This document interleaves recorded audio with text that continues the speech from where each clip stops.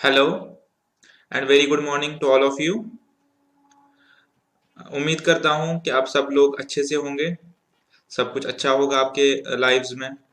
और ये भी उम्मीद करता हूँ कि आप अपना होमवर्क कंसिस्टेंटली कर रहे होंगे।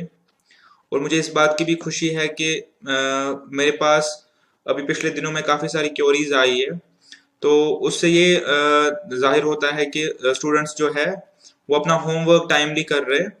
और ये वैसे काफी जरूरी है कि लेक्चर्स जब भी आप देखें तो आप उसको होमवर्क से सप्लीमेंट करें। बिकॉज आप अभी लेक्चर देखेंगे, आप होमवर्क नहीं करेंगे, तो ये लेक्चर एक दिन, दो दिन, तीन दिन आपके माइंड्स में फ्रेश रहेगा और उसके बाद आप इसको भूल जाएंगे।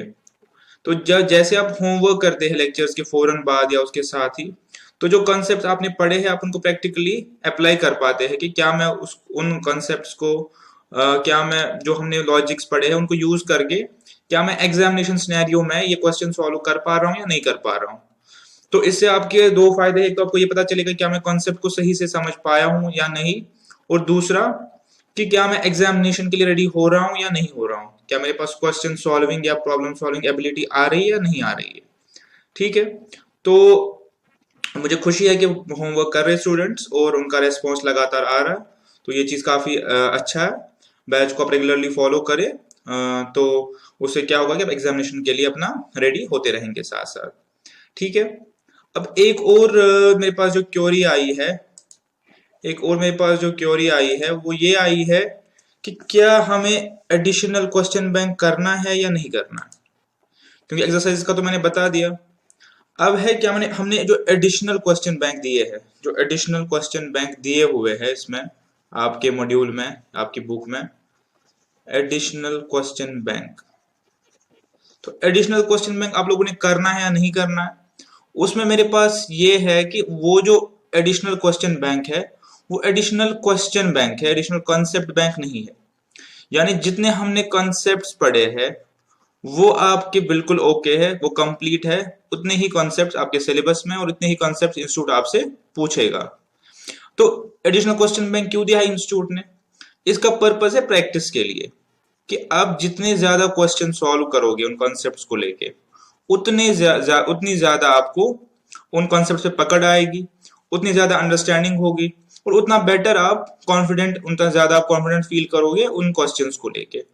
तो जिस बच्चे के पास भी टाइम है, जो अपना टाइम और स्पेयर कर सकता है, और अगर और सब्जेक्ट्स के साथ क्लैश नहीं हो रहा, आप सब सब्जेक्ट्स को अच्छे से कर पा रहे, तो इट इज स्ट्रांगली रिकमेंडेड कि आप क्वेश्चन एडिशनल क्वेश्चन बैंक करें, आप उसको अटेम्प्ट करें। सब्जेक्ट टू आपके और सब्जेक्ट्स में कोई हिंड्रेंस नहीं हो रही है, कंसेप्ट उसमें कोई एडिशनल नहीं है, बस प्रैक्टिस के लिए उन्होंने और क्वेश्चन दिए हुए हैं, तो आप चाहे तो कर सकते हैं। अब एक और पॉइंट है, क्या मैं एडिशनल क्वेश्चन बैंक करवाऊंगा यहाँ पे? उसका आंसर है नो, वो मैं नहीं करवाऊंगा। वो क्वेश्चंस आपने सॉल्व करने हैं, आपने उनको अटेम्प्ट करना है। और उसमें अगर कोई क्वेश्चन सॉल्व नहीं हो रहा है और मैं उस क्वेश्चन को देखूंगा, आप मेरी नोटिस में लाएंगे, अगर वो क्वेश्चन रिपीटेटिव नेचर का नहीं हुआ, यानी अगर वो क्वेश्चन वैसा हुआ जैसा हमने एग्जाम्पल्स में या हमने वो ऊपर एक्सरसाइजेस में किया हुआ है, तो फिर वो क्वेश्चन हम फिर से रिपीट करके अपना टाइम, क्योंकि हमारे पास लिमिटेड है, हम उसको फिर से टेकअप नहीं करेंगे। लेकिन अगर मुझे ऐसा लगा कि क्वेश्चन में कुछ नया है या कुछ डिफरेंट है जो ऊपर एग्जाम्पल्स में या कॉन्सेप्ट्स में या जो आपकी एक्सरसाइज है उसमें कवर नहीं हुआ है, तो डेफिनेटली हम वो क्वेश्चन को टेकअप करेंगे।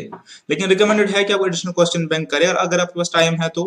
बाकी इसमें कॉन्सेप्ट्स कुछ नए नहीं है, जो आपने कॉन्सेप्ट्स पढ़े हैं वही कॉन्सेप्ट्स आपके लिए रेलिवेंट है। लेकिन उसमें क्वेश्चन एडिशनल है ताकि आपको प्रैक्टिस हो जाए। ठीक है, ये पहली क्योरी थी जो मैंने आप लोगों के साथ शेयर की। एक और मेरे पास, मैंने देखा यूट्यूब पे बार बार कमेंट्स आ रहे हैं क्या ये एसएसबी के लिए रेलिवेंट है कि नहीं है। मैं आपको ये बताऊं कि टॉपिक्स तो एसएसबी में compound interest, simple interest extra है, लेकिन टॉपिक्स कॉमन है, लेकिन जो अप्रोच हमारी है वो एसएसबी के लिए डिफरेंट है और सीए फाउंडेशन के लिए डिफरेंट है।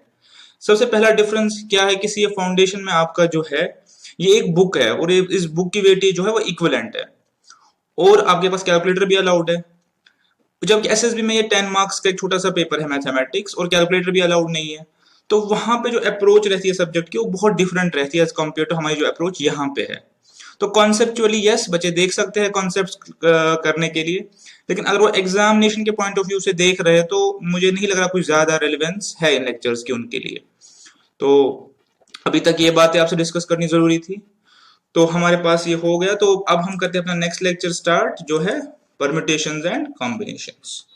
ठीक है, ये हमारा दूसरा रहेगा चैप्टर इस ये फाउंडेशन सीरीज का, परम्यूटेशंस एंड कॉम्बिनेशन।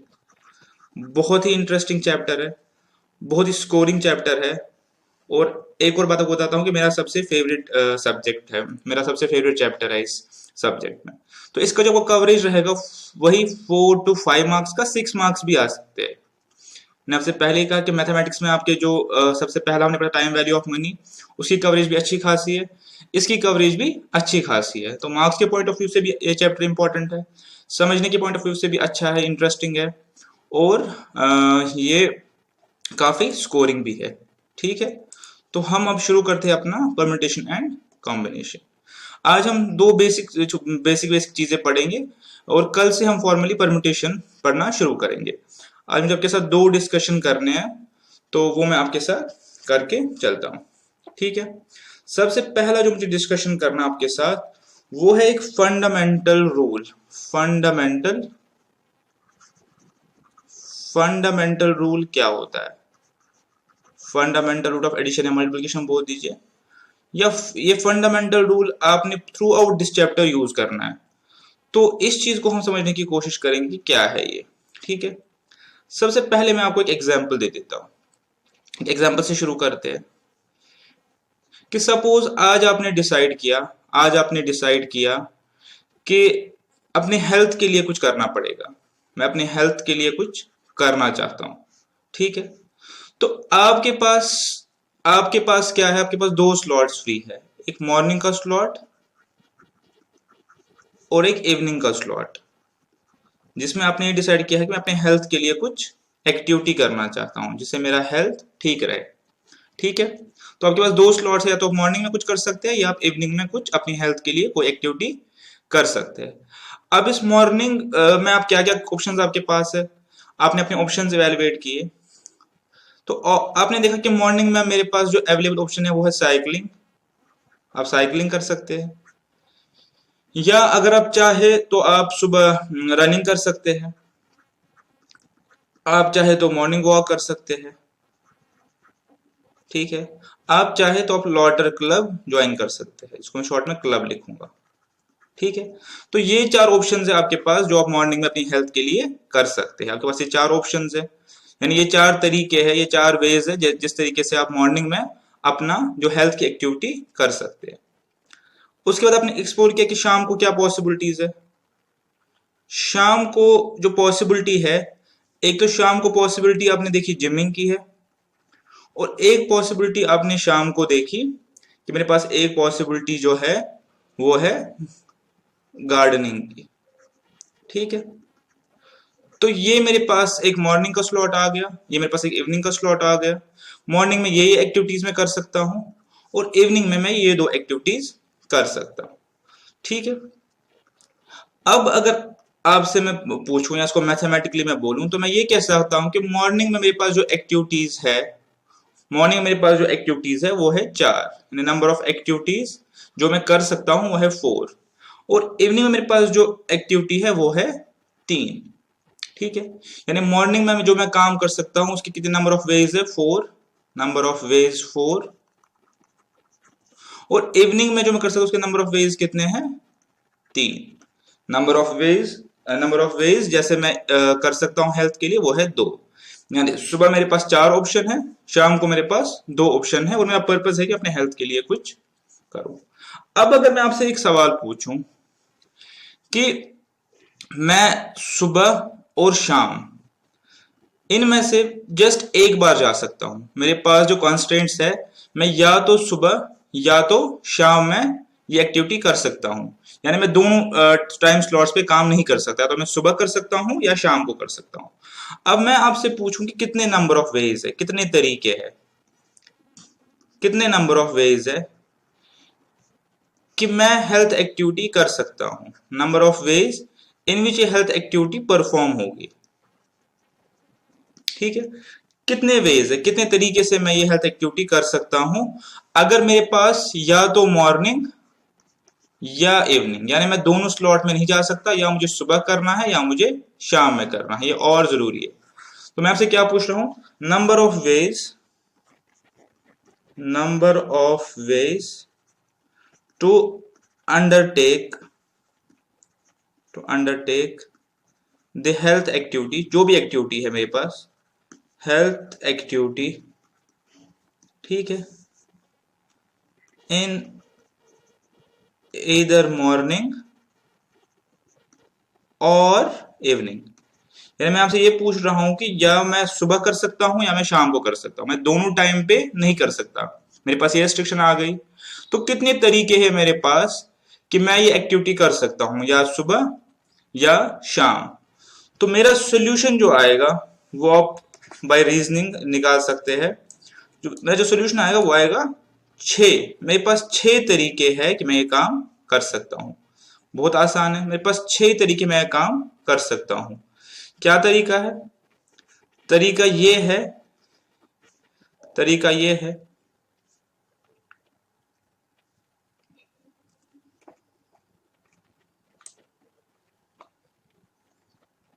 इसको हम रख देते हैं अपने सामने, ठीक है। तो मेरे पास 6 तरीके से मैं ये काम कर सकता हूं। एक बार फिर से समझते हैं मेरे पास प्रॉब्लम क्या है। कि मैंने डिसाइड किया है कि मैं अपनी हेल्थ के लिए कोई एक्टिविटी करना चाहता हूं। अब जब मैंने स्लॉट्स देखे तो मेरे पास एक मॉर्निंग स्लॉट है, एक इवनिंग स्लॉट है। सबसे पहला जो मैंने डिसीजन लिया, मैंने ये लिया कि या तो मैं मॉर्निंग में करूंगा या इवनिंग में करूंगा, यानी मैं दोनों टाइम पे नहीं करूंगा। तो मॉर्निंग में मेरे पास 4 ऑप्शन है, इवनिंग में मेरे पास 2 ऑप्शन है। तो अब मेरा क्वेश्चन है कि कितने तरीके हैं कि मैं ये हेल्थ एक्टिविटी कर सकता हूं, या तो सुबह में या शाम में, दोनों में से एक बार में। तो मैंने आपको बोला कि इसका आंसर मेरे पास है, मैं 6 तरीके से कर सकता हूं। ये हमने कैसे अराइव किया, 4+2। सुबह मेरे पास 2 तरीके हैं और शाम में मेरे पास 2 तरीके हैं। तो 6 तरीके से मैं यह काम कर सकता हूं। अब अगर मैं ये 6 तरीके निकालने की कोशिश करूं तो आप मेरे साथ निकाल सकते हैं। वे नंबर 1, वे नंबर 1, वे नंबर 2, नंबर 3, 4, 5 और 6। अब अगर मैं आपसे बोलूं ये 6 तरीके क्या है कि मैं कर सकता हूं, तो आप आंसर दे पाएंगे। पहला तरीका है कि मैं मॉर्निंग में साइकिलिंग करूं। दूसरा तरीका क्या है, मैं मॉर्निंग में रनिंग करूं। तीसरा तरीका क्या है, मैं मॉर्निंग में वॉक करूं। चौथा तरीका क्या है, मैं मॉर्निंग में लॉटर क्लब ज्वाइन करूं। पांचवा तरीका क्या है मेरे पास, मैं इवनिंग में जिम करूं। या छठा तरीका क्या है, मैं इवनिंग में गार्डनिंग करूं। ठीक है, तो ये मेरे पास आ गए 6 तरीके, जो मेरे को 6 तरीके बोले। तो क्या मैंने बोला कि अगर मेरे पास कोई 2 एक्टिविटीज है, अब हम इसको मैथमेटिकली फॉर्मूला से पढ़ रहे हैं। अगर मेरे पास कोई 2 एक्टिविटीज है, एक्टिविटी ए या इवेंट ए और इवेंट बी, और मुझे दोनों में से एक इवेंट करना है, या इवेंट ए करना है और इवेंट बी करना है, मुझे दोनों इवेंट नहीं करने, दोनों में से कोई एक इवेंट करना है। और जो पहला इवेंट ए है, मैं उसको कर सकता हूं m तरीकों से, और दूसरा इवेंट ए है जिसको मैं कर सकता हूं n तरीके से। हमारी इस एग्जांपल में क्या है कि मेरे पास जो इवेंट ए है वो मॉर्निंग स्लॉट है, इवेंट बी मेरे पास इवनिंग स्लॉट है। इवेंट ए को मैं कर सकता हूं 4 तरीकों से, मेरे पास m4 हो गया। इवेंट बी को मैं कर सकता हूं 2 तरीके से, जो 2 तरीके यहाँ पे मेरे लिखे हुए हैं, तो मेरे पास n2 हो गया।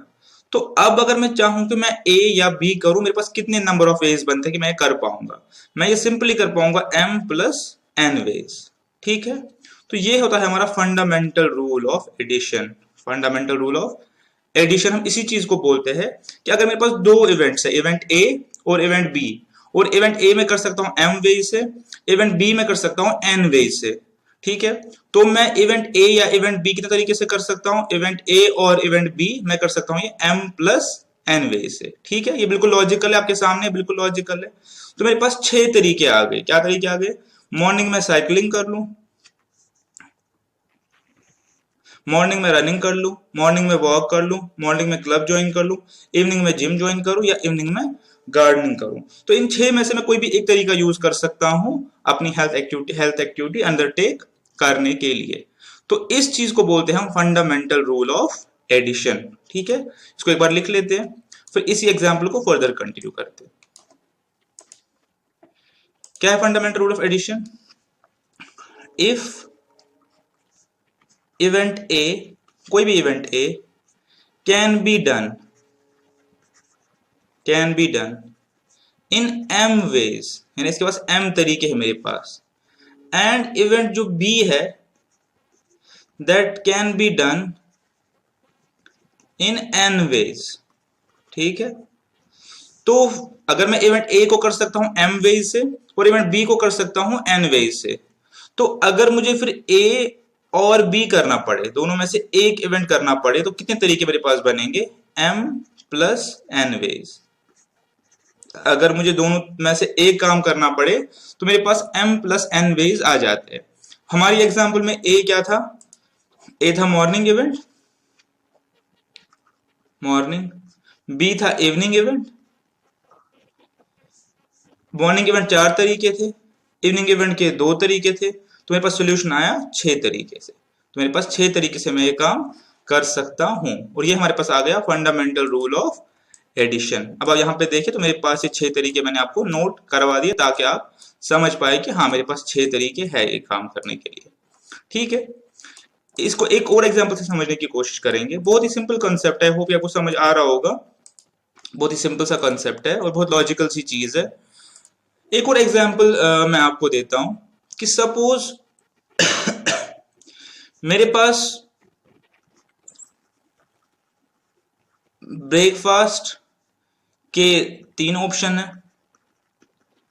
जो ब्रेकफास्ट में मैं फ्रूट खाऊंगा उसके 3 ऑप्शन है, से फ्रूट ए बी सी, और जो लंच में मैं फ्रूट खाऊंगा उसके 2 ऑप्शन है, एक्स और वाई।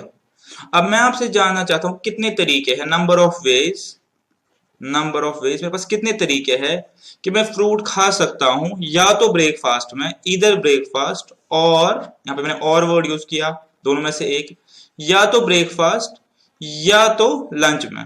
तो तरीके मेरे पास होंगे 3, यहाँ पे 3 तरीके हैं, यहाँ पे 2 तरीके हैं, 3 + 2 = 5 वेज। तो 5 तरीके, आपको पता है 5 तरीके कौन से? या तो मैं ब्रेकफास्ट में ए खाऊंगा फ्रूट, या तो ब्रेकफास्ट में बी खाऊंगा, ब्रेकफास्ट में सी फ्रूट खाऊंगा, लंच में एक्स खाऊंगा, या लंच में वाई खाऊंगा।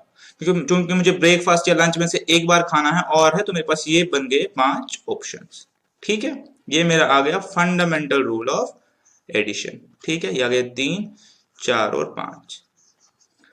अब हम चलते हैं फंडामेंटल रूल ऑफ मल्टीप्लिकेशन की तरफ। ठीक है, दूसरा रूल क्या है? पहला था addition, fundamental rule of multiplication की तरफ। ठीक है, अभी पहली एग्जांपल को वापस ले लेते हैं।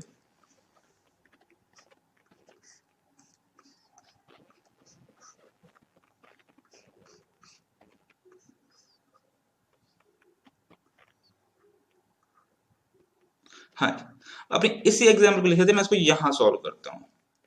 ठीक है,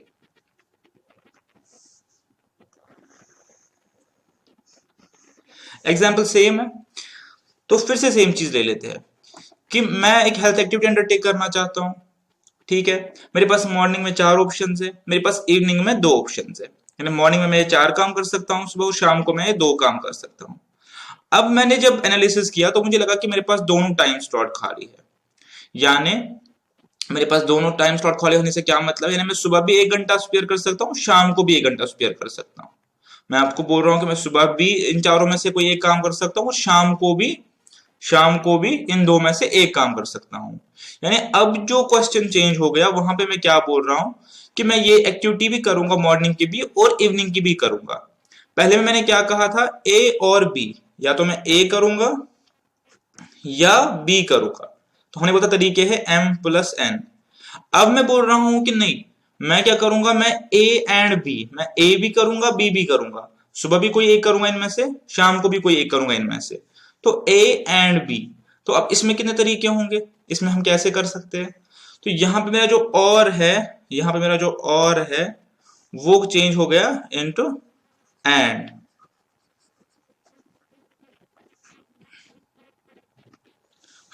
अब यहाँ पे मेरा जो और है वो चेंज हो गया इनटू एंड, यानी मेरा क्वेश्चन अब है number of ways in which health activity can be performed. अभी पहले था आइदर मॉर्निंग और इवनिंग, अब है इन मॉर्निंग एंड इवनिंग, यानी मैं सुबह भी स्पेयर कर सकता हूँ, शाम भी स्पेयर कर सकता हूँ। अब मुझे बताइए कितने तरीके मैं ये काम कर सकता हूँ।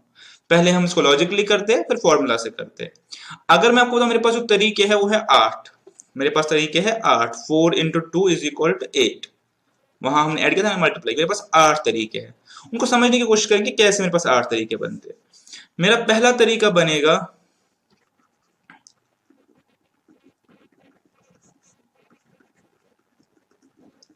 हाँ ये देखिए, मेरा पहला तरीका बनेगा मॉर्निंग में साइकिलिंग और इवनिंग में जिम। ठीक है, ये मेरा हो गया वे वन, वे वन। मेरा दूसरा तरीका क्या बनेगा, मॉर्निंग में साइकिलिंग और इवनिंग में गार्डनिंग, ये दूसरा तरीका हो गया। मेरा तीसरा तरीका क्या बनेगा, मॉर्निंग में रनिंग और इवनिंग में जिम। आप समझ गए होंगे सीक्वेंस, मॉर्निंग में रनिंग, इवनिंग में गार्डनिंग, मॉर्निंग में वॉक, इवनिंग में जिम, मॉर्निंग में वॉक, इवनिंग में गार्डनिंग। ठीक है, सेवेंथ मॉर्निंग में क्लब, इवनिंग में जिम, और मॉर्निंग में वही क्लब, लॉटर क्लब, और इवनिंग में गार्डनिंग। तो अब अगर गौर से आप देखें तो यहां और इस एग्जाम्पल में क्या फर्क हो गई, यहां पे या तो मैं सुबह काम कर सकता था या शाम को कर सकता था। तो मेरा क्वेश्चन बना number of ways in which activity can be perform, या इधर ए और बी। अभी जो एग्जाम्पल इस सिनेरियो में बोल रहा हूं कि मैं कैसे कर सकता हूं काम, A and B, A and B. तो यहां पे मैंने क्या यूज किया, फंडामेंटल रूल ऑफ मल्टीप्लीकेशन। मेरे पास 8 तरीके हैं, मैं पहला काम कर सकता हूं 4 तरीकों से, दूसरा काम कर सकता हूं 2 तरीकों से। बिकॉज मुझे दोनों काम करने हैं, बिकॉज मुझे दोनों काम करने हैं, तो मुझे मल्टीप्लीकेशन यहां पे करना पड़ेगा। मल्टीप्लीकेशन का रीजनिंग क्या है वो तो आपके सामने है कि ये जो 4 काम है इनके साथ में कोई भी एक काम यहां से लिंक कर सकता हूं। अब मेरे पास 2 काम है तो 4 काम को 2 बार लिंक कर सकता हूं, तो मेरे पास ये मल्टीप्लीकेशन से आ जाएगा। इसको बोलते हैं फंडामेंटल रूल ऑफ मल्टीप्लीकेशन, और ये 2 रूल आपको through out this chapter use करने हैं, चाहे परम्यूटेशन का केस हो, चाहे कॉम्बिनेशन का केस हो, चाहे कोई जर्नल लॉजिकल केस हो, इसका नंबर ऑफ वेज या परम्यूटेशन का, वहां पे आपने ये यूज करना है। आई होप इसमें कुछ ज्यादा दिक्कत हुई नहीं होगी समझने में। एक बार इसको रिकॉल करते हैं, एक बार इसको लिखते हैं, पहले जहां पे हमने पहला रूल लिखा था वहीं पे इसको लिखते हैं एक बार। क्या लिखा था हमने कि if event A can be done in m ways and event b can be done in n ways, तो a plus b can be done in m plus n ways. अब मैं यहीं पे इसको लिखता हूं, क्वेश्चन सेम है, if event A can be done in m ways, morning event 4 तरीके से, इवनिंग इवेंट 2 तरीके से। If event A can be done in m ways, event b can be done in n ways, then a plus a और b can be done in m plus n ways. तो इसी में मैं लिख सकता हूं देन a एंड b, अगर दोनों चीजें करनी, इवेंट ए भी करना है and B, event A and B, they can be done in m into n ways. ठीक है, तो यानी इस एग्जाम्पल में 4 into 2 is equal to 8 ways. ठीक है, ठीक है, fundamental rule of addition multiplication हो गया। ठीक है, अब ये जो एग्जाम्पल हमने की थी ब्रेकफास्ट वाली, इस पे इसको अप्लाई करते हैं एक बार, इस पे अप्लाई करके देखते हैं क्या ये हो रहा है नहीं हो रहा, और क्या सोल्यूशन आएगा। एग्जाम्पल हमने क्या ली थी कि अगर मेरे पास ब्रेकफास्ट में 3 ऑप्शन है, फ्रूट ए बी सी, और लंच में 2 ऑप्शन है, एक्स और वाई, तो मैंने कहा था कितने तरीके हैं, मैं या तो ब्रेकफास्ट या तो लंच में फ्रूट खा सकता हूं, मैंने कहा था 5 तरीके।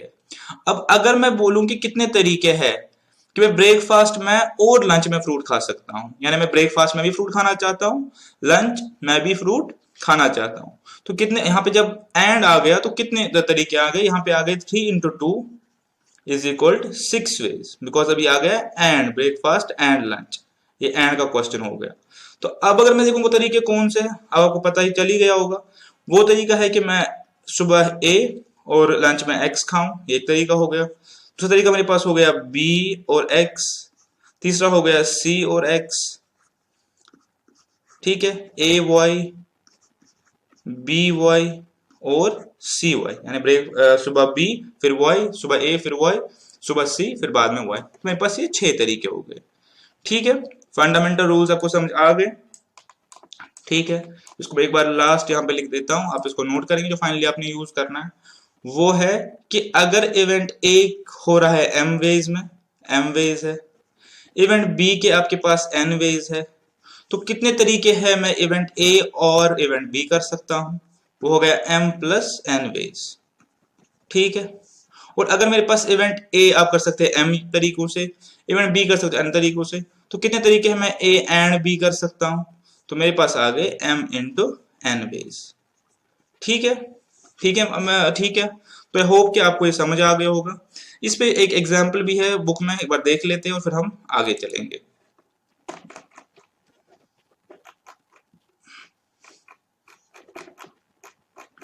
इस पे एक एग्जाम्पल थी,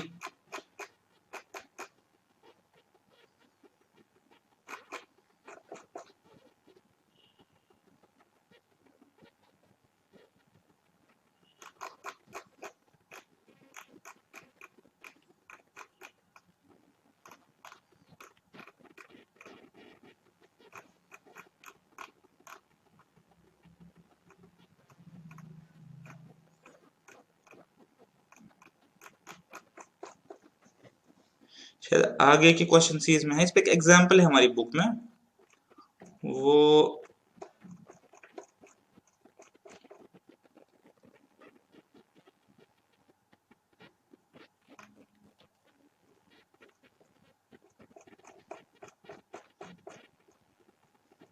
बाकी मैंने आपको एग्जांपल्स दो बना के दिखा दी थी ऑलरेडी, बट इस पे एक एग्जांपल भी थी, मैं आपको दिखाना चाहता हूँ कि इस पे अगर वैसे इस पे क्वेश्चंस कम ही पूछेंगे, बट इन केस पूछेंगे तो किस तरीके से पूछेंगे।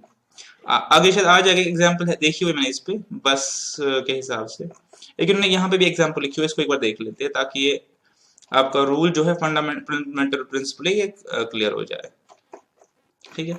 यहाँ पे लिख रहे हैं कि इफ वन कैन गो, ये है, if one can go to school by 5 different buses and then come back by 4 different buses, total number of ways of going to and counting back is 20। क्या लिख रहा है कि अगर school से, यानी अगर घर से स्कूल जाने के लिए 5 बसेस जाती है और वहां से वापस आने के लिए, वहां से वापस आने के लिए 4 बसेस है, तो कितने तरीके हैं कि मैं आ सकता हूं, जा सकता हूं? तो यहाँ पे आपने देखना है कि फंडामेंटल रूल कौन सा यूज होगा, मल्टीप्लिकेशन का यूज होगा, बिकॉज मुझे जाना भी है और आना भी है। ये बोल रहा है number of ways of going to and coming back, दोनों काम करने हैं, तो फंडामेंटल रूल कौन सा यूज होगा, मल्टीप्लिकेशन का होगा। तो मेरे पास 20 तरीके हैं इसके जाने के। अगर आप समझने के लिए या फन फैक्ट के लिए वो करना चाहे तो आप वो 20 वेज बना सकते हैं एक बार, ताकि अंडरस्टैंडिंग बेटर हो। कैसे? ऐसे कि अगर मैं लिखूं कि मेरे पास घर से स्कूल जाने के 5 बसेस है, मैं उनको लिखूं बस A1, A2, A3, A4, A5, और वापस आने की 4 बसेस है B1, B2, B3, B4। तो कितने वेज है मेरे आने के, जाने के और आने के? वो है 5 into 4 is equal to 20 ways. तो मैं वो 20 वेज यहाँ पे आप चाहे तो आप उसको अपनी जगह बना लीजिएगा, A1 B1 करके A2 B1 करके आप उसको बना लीजिए, ठीक है। ये इसने एक एग्जांपल दी है फंडामेंटल मल्टीप्लिकेशन की। अब इसी एग्जांपल को थोड़ा सा चेंज करूं एडिशन समझने के लिए, कि यहां से यहां, यानी मेरे घर से स्कूल जाने के लिए, जाने का ही बोल रहा, आने का नहीं बोल रहा। ऑप्शन है या तो आप बस से जा सकते हो या आप ऑटो से जा सकते हो। तो आपके पास जो बसेस अवेलेबल है वो 3 है, B1, B2, B3, और ऑटो अवेलेबल 2 है, A1 और A2। अब आपको जाना है घर से स्कूल, ठीक है, तो एक ही काम करना है आपने, 2 काम नहीं है, एक ही काम है। अब या तो आप बस से जाओगे या ऑटो से जाओगे, दोनों से तो नहीं जा सकते। तो यहाँ पे क्या आ गया, और इधर बस और ऑटो। तो अभी आ गया आपका फंडामेंटल रूल ऑफ एडिशन का क्वेश्चन। तो इसकी सिंपली आपके पास वेज कितने निकलेंगे? 5 वे है। या तो आप B1 बस से जाओगे, या B2 बस से जाओगे, B3 बस से जाओगे, या A1 ऑटो से जाओगे, A2 ऑटो से जाओगे, ठीक है। इस पे क्वेश्चन है, मुझे भी वो एग्जाम्पल्स में ही है कहीं पे, तो जब वो आएगा वो हम उस टाइम पे करेंगे। ठीक है, वैसे इस पे क्वेश्चन आने के चांसेस कम है, लेकिन ये थ्रू आउट आपका इस पूरे चैप्टर में यूज होगा, इसलिए इस बहुत ही ज्यादा जरूरी कॉन्सेप्ट है आपके समझ के लिए। ठीक है, हमारा हो गया फंडामेंटल रूल ऑफ मल्टीप्लिकेशन और फंडामेंटल रूल ऑफ एडिशन हो गया। ठीक है, अब हम एक और कॉन्सेप्ट पढ़ेंगे जिसका नाम है फैक्टोरियल। इस पे क्वेश्चन आने के चांसेस कम है, लेकिन ये दो चीजें आपकी बेहद जरूरी है कि इसी के बेसिस पे पूरे चैप्टर की नींव टिकी हुई है। पूरा इसका जो बेस है वो इन्हीं दो कॉन्सेप्ट्स पे। एक मैंने आपको बताया फंडामेंटल, एक है फैक्टोरियल। बाय डेफिनेशन फैक्टोरियल क्या होता है? अगर मैं आपको बोलूं कि आप 4 का फैक्टोरियल निकाले, या तो हम ऐसे लिखते हैं, इसको डिनोट कैसे करते हैं, या ऐसे लिखते हैं, दोनों तरीके से ही, या तो ऐसे लिखते हैं या ऐसे लिखते हैं। तो बाय डेफिनेशन का मतलब क्या होता है कि 4 से लेकर 1 तक, 4 से लेकर 1 तक, ठीक है, जितने भी नंबर्स आ रहे हैं, इंटीजर्स आ रहे हैं, मुझे उनका मल्टीप्लिकेशन करना है। ठीक है, इंटीजर्स मैंने बोला, रियल नंबर नहीं बोला। 4 से लेकर 1 तक, क्योंकि 1 के बाद भी फिर 0, -1 एंड सो ऑन आता है। अगर हम 0 को लेके चलेंगे तो 0 के इंक्लूजन से सारा 0 हो जाएगा। तो बाय डेफिनेशन ही फैक्टोरियल किस चीज को बोलते हैं कि 4 से लेकर 1 तक जो भी इंटीजर्स आपके आ रहे हैं आप उनका मल्टीप्लाई करेंगे। यानी 4 फैक्टोरियल मेरे पास बराबर है 4 इंटू 3 इंटू 2 इंटू 1। ये मेरे पास आ गया 4 फैक्टोरियल की वैल्यू। ठीक है, ऐसे ही मैं आपको बोलूं 3 फैक्टोरियल किसके बराबर है, या ऐसे लिख सकता हूं 3 के बराबर, तो आप बोलोगे मुझे 3 इंटू 2 इंटू 1, 6 के बराबर हो गया।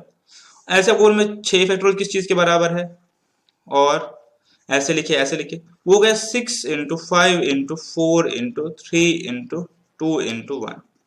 ठीक है, तो ये मेरे पास आ गया फैक्टोरियल क्या चीज है। ये होता है हमारे पास फैक्टोरियल निकालना, यानी उस नंबर से लेकर 1 तक जितने भी इंटीजर्स आ रहे हैं उनका मल्टीप्लिकेशन।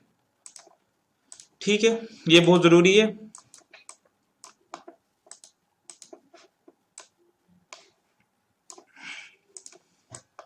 ये काफी जरूरी है बिकॉज इसके बेसिस, ये जो हमने आज दो चीजें पढ़ी है, मैंने पहले का इस पे क्वेश्चंस नहीं है, लेकिन ये दो चीजों को समझना बहुत ही जरूरी है बिकॉज इसके बेसिस पे ही हमारे पास सारे जो क्वेश्चन है वो इसके बेसिस पे ही है। ठीक है, तो आप समझ गए कि 4 फैक्टोरियल का मतलब होता है 4 से लेकर 1 तक जो भी इंटीजर्स आ रहे हैं उनका मैं मल्टीप्लिकेशन करूं, 3 से लेकर 1 तक जो आ रहे हैं उनका मल्टीप्लिकेशन करूं, जहां से भी लेकर उनका मल्टीप्लिकेशन करूं। तो बाय डेफिनेशन अगर मैं बोलूं मेरे पास n फैक्टोरियल जो है, मेरे पास n फैक्टोरियल n अपने को किस चीज के बराबर होगा, आप समझ गए होंगे। सबसे पहले मुझे n से ही शुरू करना है। n के बाद क्या मल्टीप्लाई करूंगा, n में से एक कम करूंगा n-1, उसके बाद n-2, उसके बाद n-3। ठीक है, ऐसे so on and so fourth. मुझे नहीं पता ये कहां तक जाएगा क्योंकि मुझे n की वैल्यू नहीं पता है, बट लास्ट का मेरा क्या होगा 3, 2, 1। ठीक है, ये मेरे पास बाय डेफिनेशन फैक्टोरियल की डेफिनेशन आ गई, यानी उस नंबर से लेकर मैं 1 तक जितने भी इंटीजर्स आ रहे हैं, ठीक है, उन सब का मल्टीप्लिकेशन निकालो। एक और डेफिनेशन इसकी बोलती है multiplication of first n integers, यानी 1 से लेकर n तक जो इंटीजर्स आ रहे हैं उनका मल्टीप्लिकेशन। फॉर एग्जांपल मैं आपको बोलूं 3 फैक्टोरियल किस चीज के बराबर, 4 फैक्टोरियल किस चीज के बराबर, तो आप क्या बोलोगे 1 into 3 into 1 into 2 into 3 into 4। ठीक है, इनका मल्टीप्लिकेशन, और इसको हम ऐसे लिखते हैं। ठीक है, ये तो आपको समझ में आ ही गया होगा।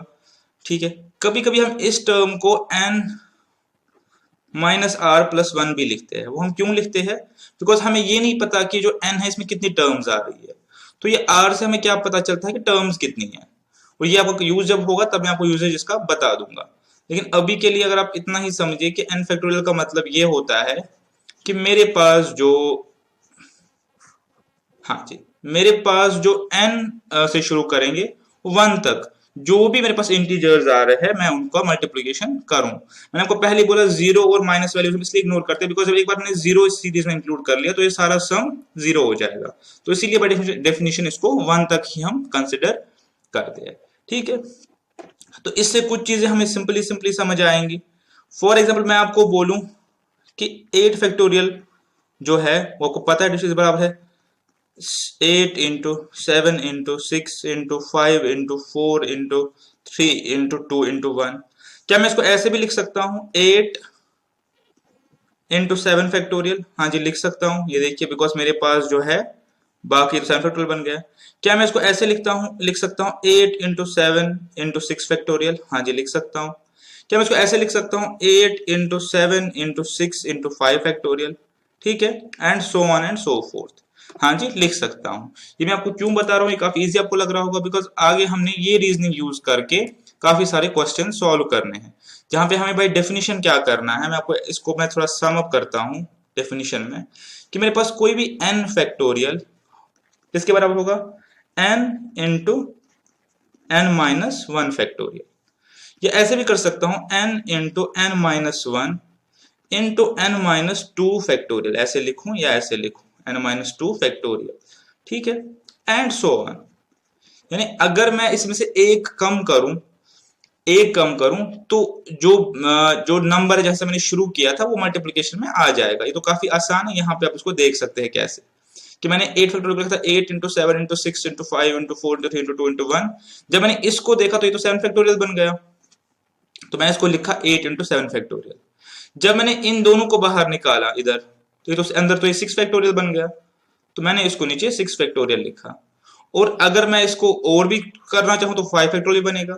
ऐसे मैं इसको 8 इंटू 7 इंटू 6 इंटू 5 इंटू फिर 4 फैक्टोरियल लिख सकता हूं, ठीक है। तो ये मैं इसमें से डिडक्शंस कर सकता हूँ।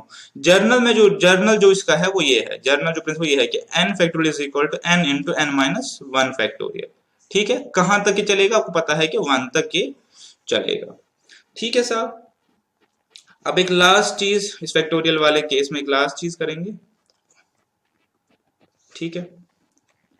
क्या करेंगे वो है एक कॉन्सेप्ट है, एग्जाम में तो इसकी इंप्लीकेशन नहीं है लेकिन समझने के लिए, जीरो फैक्टोरियल किसके बराबर, ठीक है, जीरो का फैक्टोरियल किसके बराबर है, ठीक है। इसकी काफी सारी डेरिवेशंस है, वो तो कर ही सकते हैं लेकिन इसको लॉजिकली भी समझेंगे। देखिए अगर मैं यही वाला यूज करूं, ऊपर वाला ही, मैंने ये कहा कि n फैक्टोरियल जो है किसके बराबर होता है, n into n minus one factorial, ठीक है, पढ़ा हमने ऊपर। तो अगर मैं n को सब्स्टिट्यूट 1 करूं तो मेरे पास 1 का फैक्टोरियल किसके बराबर होगा, 1 इंटू 1 माइनस वन फैक्टोरियल, ठीक है। अगर मैं यहाँ पे 1 फैक्टोरियल का निकाल तो 1 फैक्टोरियल ही निकलेगा, ये n इसके डिवाइड में आ जाएगा, और यहाँ पे आ गया 0 फैक्टोरियल, तो मेरे पास 0 फैक्टोरियल आ गया 1 के बराबर, ठीक है। ये मेरे पास इसका एक मैथमेटिकल प्रूफ है कि 0 फैक्टोरियल 1 के बराबर होता है। एक और भी इसका तरीका वो देख लीजिए, सिंपल सा तरीका भी देख लीजिए। अगर मैं आपसे कहूं 5 फैक्टोरियल किसके बराबर है, आप कहेंगे 5 इंटू 4 इंटू 3 इंटू 2 इंटू 1, ठीक है। आपसे मैं कहूं 4 फैक्टोरियल किसके बराबर, आप कहेंगे 4 इंटू 3 इंटू 2 इंटू 1, तो खैर 1 ही है। 3 किसके बराबर है, 3 इंटू 2 इंटू 1, ये किसके बराबर है 2 इंटू 1, और ये किसके बराबर है 1। अब अगर मैं इसको गौर से देखूं तो 5 फैक्टोरियल से 4 फैक्टोरियल तक पहुंचने के लिए मुझे क्या करना है, इस पूरे वैल्यू को डिवाइड करना है 5 से। जब मैं इसको 5 से डिवाइड करता हूं तो मेरे पास ये और ये कैंसिल आउट हो जाता है, तो मैं पहुंच जाता हूं 4 फैक्टोरियल पे। अब 4 फैक्टोरियल से 3 पहुंचने के लिए मुझे क्या करना है, मुझे इस पूरे जो सम आ रहा है इसको 4 से करना है डिवाइड, ठीक है, 4 से। जब मैं इसको 4 से डिवाइड करूंगा तो मेरा ये कट जाएगा, ये कट जाएगा, तो मेरे पास आ जाएगा 3 फैक्टोरियल। अब ऐसे मैं आगे बढ़ना चाहूं तो 3 से इसको डिवाइड करूंगा तो 2 इंटू 1 आ जाएगा। ऐसे बढ़ूं तो 2 से डिवाइड करूंगा तो फिर मेरे पास ये और ये कैंसिल आउट हो जाएगा, तो 1 आ जाएगा। और अब अगर मैं इसके नीचे जाना चाहूं, 0 फैक्टोरियल पे जाना चाहूं, ठीक है, ठीक है, तो मुझे क्या करना पड़ेगा, इस 1 को 1 से ही डिवाइड करना पड़ेगा, बिकॉज मैं वैसे ही कर रहा हूं कि लास्ट डिजिट से उसको डिवाइड कर रहा हूं, तो मेरे पास ये आ जाएगा 1 डिवाइड 1 इज इक्वल टू 1 ही आ जाएगा। तो अब जैसे मर्जी समझ लो, मेरे पास बाय डेफिनेशन 0 फैक्टोरियल 1 के बराबर है। क्या नेगेटिव इंटीजर्स का फैक्टोरियल होता है, तो आंसर है नहीं, ठीक है। हम फैक्टोरियल हमेशा पॉजिटिव इंटीजर के केस में ही लेते हैं, नेगेटिव के केस में नहीं लेते। तो ठीक है, तो आई होप कि आपको यहां तक की डिस्कशन समझ आ गई होगी। बहुत ही सिंपल सी डिस्कशन थी, लेकिन इसकी रेलेवेंस आपको आगे समझ आ जाएगी। जब हम आगे चैप्टर पढ़ेंगे तब आपको इस चीज की सिग्निफिकेंस पता चल जाएगी। इस पे क्वेश्चंस आने की एक्सपेक्टेशन कम है, आ भी सकता है लेकिन कम है, मैक्सिमम एक क्वेश्चन आएगा। लेकिन ये है कि आपको ये चीजें पता होनी चाहिए, तभी आप इस चैप्टर में अच्छे से आगे हमारे साथ बढ़ पाएंगे। ठीक है, क्या इस पे कोई क्वेश्चंस भी है? हाँ जी, इस पे क्वेश्चंस है। एग्जाम्पल 1 है, वो आप खुद कर सकते हैं। 5 फैक्टोरियल की वैल्यू निकालनी है, 4 की वैल्यू निकालनी है, 6 फैक्टोरियल की वैल्यू निकालनी है, वो आप निकालेंगे। एग्जाम्पल 2 भी है और एग्जाम्पल 3 भी है। जो लग रहा है कि आपके साथ में कब 1 तो आप कर पाएंगे, 2 और 3 आपके साथ करता हूँ। एग्जाम्पल 2 और 3 आपके साथ में कर लेता हूँ यहाँ पे, ठीक है। तो आप 5A में 3 और 4 क्वेश्चन नंबर कर लीजिएगा। 3 और 4 क्वेश्चन नंबर आप इसमें कर लीजिएगा, ठीक है, 3 और 4।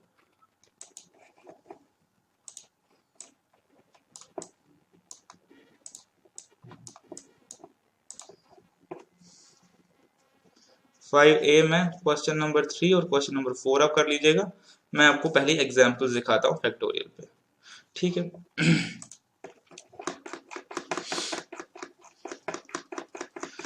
पहली एग्जाम्पल जो है वो आप खुद करेंगे, वो तो बस इसने कैलकुलेशन के लिए बोला है कि आप निकालो 5 फैक्टोरियल से, बड़ा पता है आपको 5 इंटू 4 इंटू 2 इंटू 1, 4 निकालो 6 निकालो, ठीक है, इसमें कोई इशू नहीं है। Example 2, find 9 factorial by 6 factorial और 10 फैक्टोरियल बाई 7 फैक्टोरियल, ठीक है। पहला है फाइंड 9 फैक्टोरियल बाई 6 फैक्टोरियल, तो आपको बोल रहा है कि आप निकालो 9 फैक्टोरियल बाई 6 फैक्टोरियल। तो काफी सिंपल है, 9 इंटू 8 इंटू 7, ये आपने कायदे से तो 1 तक लिखना था, लेकिन 1 तक हम नहीं, उसको कर देंगे इंटू 6 फैक्टोरियल। बता समझाया हुआ आपको, क्योंकि आगे जो मैं लिखूंगा 6 into 5 into 4 into 3 into 2 into 1, वो बाय डेफिनेशन 6 फैक्टोरियल ही है, ठीक है। और नीचे मेरे पास 6 फैक्टोरियल है, तो अगर मैं इन दोनों को कैंसिल आउट करूं तो मेरे पास, अगर इसको सॉल्व करूंगा, मल्टीप्लाई करूंगा, तो मेरे पास सोल्यूशन आ जाएगा, ठीक है। हो गया ये। दूसरा क्या बोल रहा है, 10 फैक्टोरियल बाई 7 फैक्टोरियल, ठीक है। अब आप समझ गए होंगे कैसे करना है।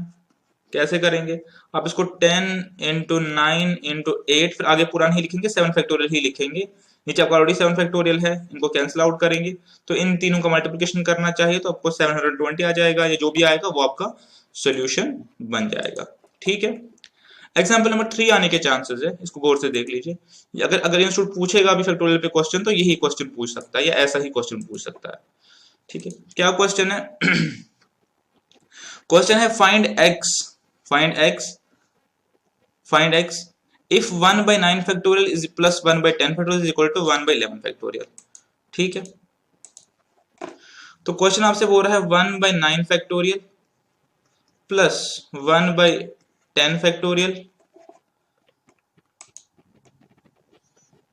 is equal to x by 11 factorial is equal to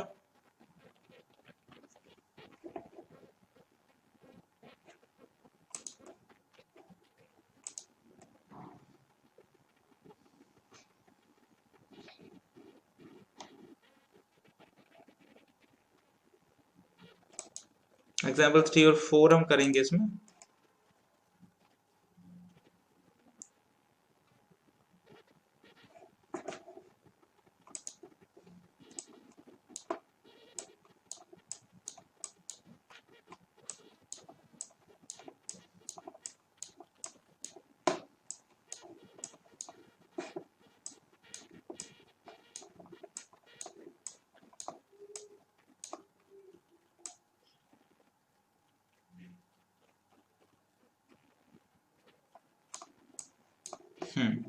ये आ गया कि हम 1 by 9 factorial divide by 1 by 10 factorial मेरे पास आ रहा है is equal to x by 11 factorial, ठीक है।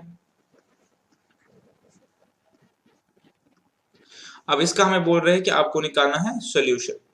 अब हमें बाय डेफिनेशन पता है कि जो भी नंबर का फैक्टोरियल मांग रहा है, वहां से लेकर 1 तक जो है उसका मल्टीप्लिकेशन आएगा।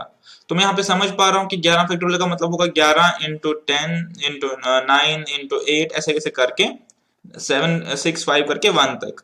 इसका भी 10 से 1 तक, इसका भी 9 से 1 तक होगा।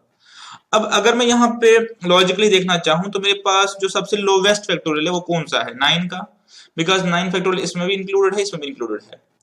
अगर मैं 11 फैक्टोरियल देखूं तो 11 फैक्टोरियल तो ठीक है, लेकिन इसमें 11 फैक्टोरियल और इसमें 11 फैक्टर नहीं आएगा।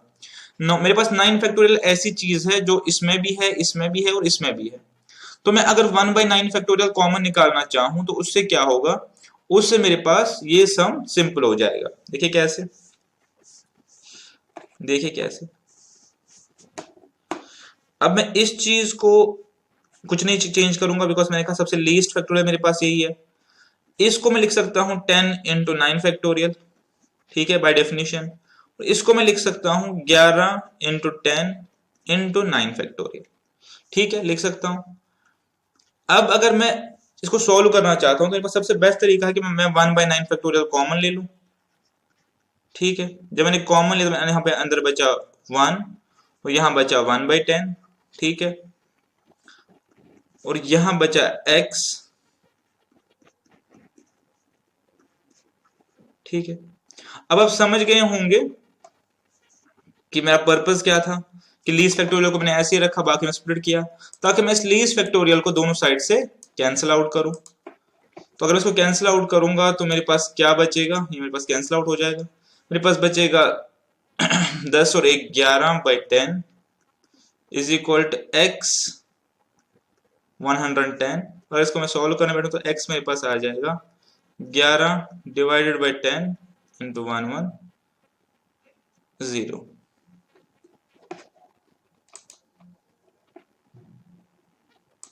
ठीक है। तो ये मेरे पास अगर हम देखें तो 1112 आ जाएगा, ठीक है। तो यहाँ पे आपने ये भी समझ लिया कि फैक्टोरियल वाले क्वेश्चन जब सॉल्व करने होंगे तो मुझे आइडेंटिफाई करना होता है मेरे पास लीस्ट फैक्टोरियल कौन सा है। लीस्ट इसलिए बिकॉज लीस्ट को मैं जब कॉमन ले लूंगा तो मेरे पास एक इक्वेशन सिंपलीफाई हो जाएगी। अगर यहाँ पे मैं 11 फैक्टोरियल कर निकालता बाहर तो मेरे पास नहीं निकलता, बिकॉज मेरे पास सबसे लीस्ट यहाँ पे 9 था, तो मैंने 9 फैक्टोरियल से ही इसको स्प्लिट कर लिया, ठीक है। ये क्वेश्चन आने के चांसेस है, 1 मार्क्स के लिए क्वेश्चन आ सकता है और नेक्स्ट क्वेश्चन भी आ सकता है, ठीक है।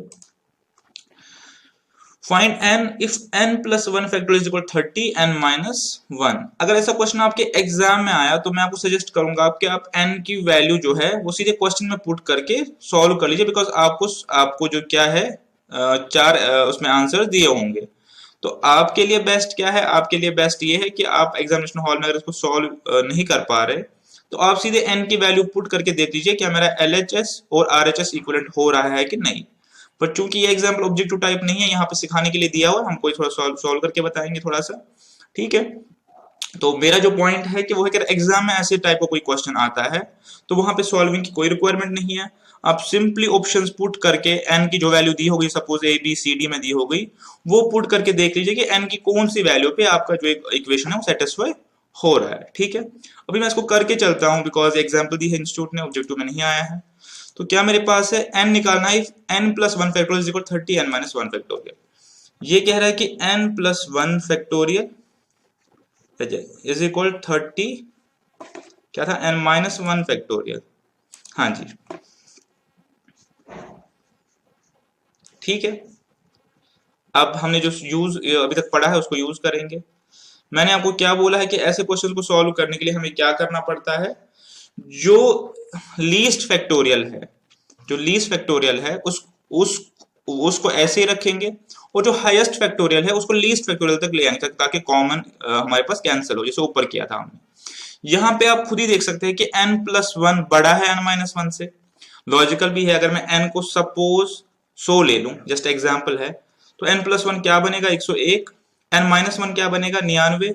तो मेरे पास n plus 1 logically n minus 1 से बड़ा है, यानी अगर मैं n minus 1 से शुरू करूं तो मैं n plus 1 से शुरू करूं तो मैं n minus 1 तक आ सकता हूं। आई मीन टू से अगर मैं n plus 1 मेरे पास 101 फैक्टोरियल आ गया, इसको मैं लिख सकता हूं 101 इंटू 100 इंटू 99 फैक्टोरियल, यानी मैं n plus 1 से n minus 1 तक पहुंच गया। यहां भी यही ट्राई करूंगा कि अगर मैं सबसे पहले n plus 1 बाहर निकालूं, इसके में एक कम करना है हमें, जैसे हम फैक्टोरियल में करते आ रहे हैं, तो क्या बचेगा n, इसमें एक और कम करना है तो क्या बचेगा n minus 1 फैक्टोरियल। इस चीज को समझ लीजिए कैसे किया हमने। n plus 1 फैक्टोरियल का मतलब क्या है, हमें पता है डेफिनेशन कि n plus 1 से लेकर 1 तक के जो सारे ये है हमारे पास इंटीजर्स है उनको मल्टीप्लाई करेंगे, ठीक है, या नेचुरल नंबर्स उनको मल्टीप्लाई करेंगे। तो अब जब मैं उनको मल्टीप्लाई कर रहा हूं, तो मैंने क्या किया, पहले दो टर्म्स इसमें से बाहर निकाली है, जैसे हमने यहाँ पे भी दिखाया, इसमें आपको ऊपर भी दिखाया, ताकि मैं उसको n minus 1 फैक्टोरियल की इक्विवेलेंट ले आऊं, यहां से आप इसी को समझ पाएंगे। अगर मेरे पास n 100 है तो n प्लस 1 101 हो गया, n प्लस 1 99 हो गया। और अब जब मैं इसको 101 को 101 इंटू 100 इंटू 99 फैक्टर लिखता हूं तो मैं ये लिख रहा हूं बेसिकली, ठीक है। इज इक्वल आपके पास है ही 30 n माइनस 1 फैक्टोरियल। तो जो हमारा पर्पस था वो तो सॉल्व हो गया कि ये और ये हमारा कैंसिल आउट हो जाएगा। तो मेरे पास क्या बचा, n plus 1 into n is equal 30। तो या तो मैं इसको क्वाड्रेटिक इक्वेशन बना के सॉल्व करूंगा, वैसे क्वाड्रेटिक इक्वेशन बनाने की जरूरत है नहीं, बिकॉज सामने सामने दिख रहा है कि हमें कोई ऐसे दो डिजिट चाहिए जिनका मल्टीप्लिकेशन 30 हो, उनका आपस में डिफरेंस 1 हो, ठीक है। तो मेरे पास ये 6 आ गया, ये 5 आ गया, इज इक्वल 30। इसको बाई क्वाड इक्वेशन भी सॉल्व कर सकते, लेकिन अभी हमने वो नहीं पढ़ा तो अभी हम उसको नहीं करेंगे, क्योंकि सामने मेरे पास है n plus 1 into n is equal 30।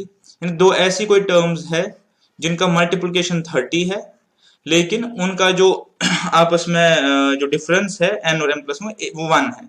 Suppose मैं 10 और 3 ले लूं तो 30 तो बन गया, लेकिन इनका डिफरेंस 7 बनता है। सपोज मैं 15 और 2 ले लूं तब भी मेरा 30 बन गया, लेकिन डिफरेंस काफी ज्यादा है।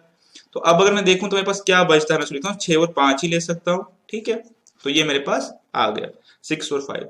तो इसको अगर मैं सॉल्व करूं तो मेरे पास n सीधे 5 के बराबर इसमें आ रहा है, और ये क्वेश्चन आने के भी चांसेस भी है, ठीक है। n आ गया मेरे पास 5, मैं इसको क्वाड इक्वेशन के रूट के थ्रू नहीं किया। तो मेरे पास आज का जो है वो खत्म हो गया, आज हम इतना ही करेंगे। और कल से हम अब करेंगे जो चैप्टर का जो फर्स्ट मेन पार्ट है, परम्यूटेशन स्टार्ट करेंगे।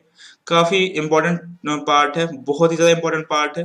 लेकिन आज जो हमने पढ़ा वो लेक्चर को आप बहुत अच्छे से देखेंगे, बहुत अच्छे से समझने की कोशिश करेंगे, बिकॉज आगे जो भी है वो इसी बेसिस पे है, एक फैक्टोरियल और एक फंडामेंटल रूल्स के बेसिस पे।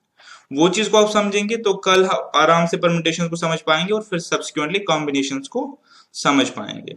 हमारे पास परम्यूटेशंस में 2 दिन लग जाएंगे और कॉम्बिनेशंस में भी 2 दिन लग जाएंगे। तो नेक्स्ट 4 लेक्चर्स में आई होप कि मैं इसको कंप्लीट करूं आपके साथ, ठीक है। तो इस लेक्चर को अच्छे से देखिए, इस लेक्चर को अच्छे से समझिए। दो बहुत ही सिंपल क्वेश्चंस है वो मैंने ऑलरेडी नोट करवा दिया, वो आप इसके साथ इसमें कर लीजिए सॉल्व, और उसके बाद हम नेक्स्ट लेक्चर में फर्दर परम्यूटेशंस की तरफ आएंगे, ठीक है। आई होप कि आप सब अच्छे से अपना ध्यान रखेंगे और होमवर्क करते रहेंगे। एडिशनल क्वेश्चन बैंक का मैंने बोला हुआ है कि अटेम्प्ट करिए। अगर क्वेश्चन डिफरेंट नेचर का हुआ तो मैं डेफिनेटली करवाऊंगा। अगर मुझे रिपीटेटिव नेचर का लगा या ऐसे क्वेश्चन हमने किए हुए हैं तो टाइम की बचत के लिए मैं शायद उनको यहाँ पे क्लासेस में ना ले पाऊँ, ठीक है। तो इस सब डिस्कशन के साथ आपसे आज विदा लेते हैं। आप सब लोग अच्छे से रहिए। अल्लाह हाफिज।